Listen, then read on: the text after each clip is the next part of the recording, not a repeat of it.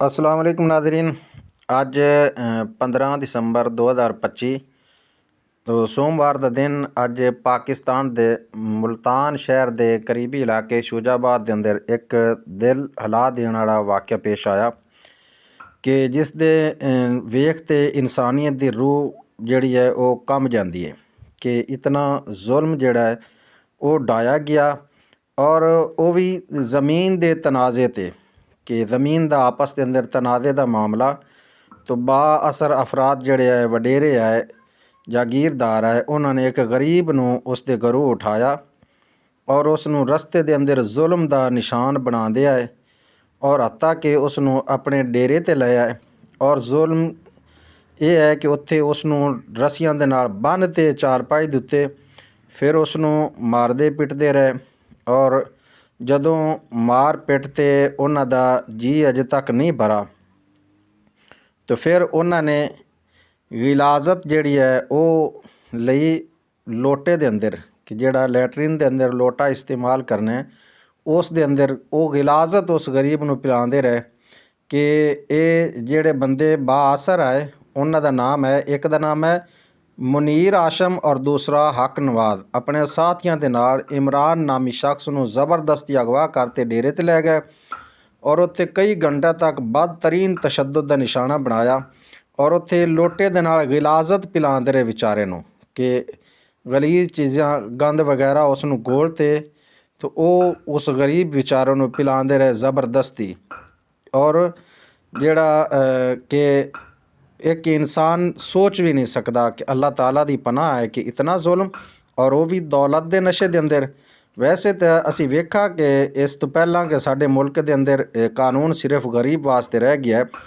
कि अगर जज का बेटा इस्लामाबाद के अंदर दो इंसानी जिंदगियां खा जाए और 2 दिनों तो बाद वो बाइज़्ज़त तौर पर बरी भी हो जाए और उसकी जमानत भी मंजूर हो जाए और केस भी रफा दफा कर दिता जाए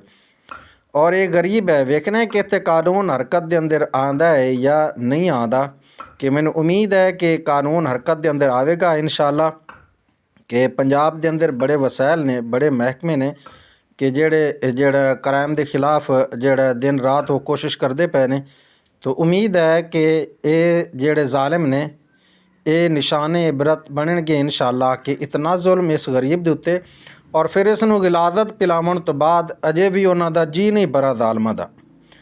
उन्होंने इस गरीब नूं फिर बिठा ते और फिर उसनूं जिहड़ा डंडियां सोटियां दे नाल उसनूं मारदे रहे और उसके चेहरे दे उत्ते एक कालक मरी गई पहला कि उसनूं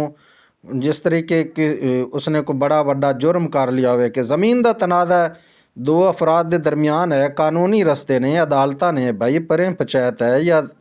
उत्थों दे पटवारी हजरात ने जेड़े तहसीलदार हजरात ने। तो हकीकत गल ये है कि जेड़े पटवारी हजरात ने या तहसीलदार हजरात ने उन्हां दा भी ये कमाल है कि वो भी गरीब वास्ते तो कुछ भी नहीं आखण। साडे इलाके दे अंदर जेड़ा कर्मा वाला है सैकटरी उस दे कोलों बच्ची दे शनाख्ती कार्ड बनवाउण वास्ते एक बंदा धक्के खा खा ते आया तो मोहतरम जेड़े आए वो फरमान लगे कि 360 रुपया फी साल के हिसाब के नाल 3060 रुपया फी साल के हिसाब के नाल जितने साल बच्ची की उम्र हो गई वो मैनू फीस दिओ सरकारी जमा करानी है। तो ये जुल्म है कि जबकि मोहतरमा वज़ीर आला पंजाब मरियम नवाज साहबा ने ये जिहड़ी फीस है बिल्कुल ख़त्म कर दी थी 7 सालों तो थले थले और 7 सालों तो उत्ते उत्ते जिहड़ा है वो 200 रुपया फीस है। तो ये गरीब दे नाल जुल्म है कि ये वेखो इस गरीब दे जिहड़े ने बिरबिट्टे वो भी मुन दिते गए, इसकी जिहड़ियां मुच्छां ने वो भी मुन दित्तियां गईयां और इस दे सिर दे कुछ वाल भी वो भी मुन दिते गए। इतना जिहड़ा है ना उन्होंने इस गरीब दे नाल हत्ताकमेज़ सलूक किया